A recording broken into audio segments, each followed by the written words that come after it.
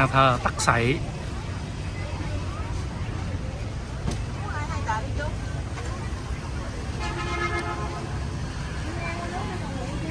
Hôm nay là ngày 25 tháng 6 2026.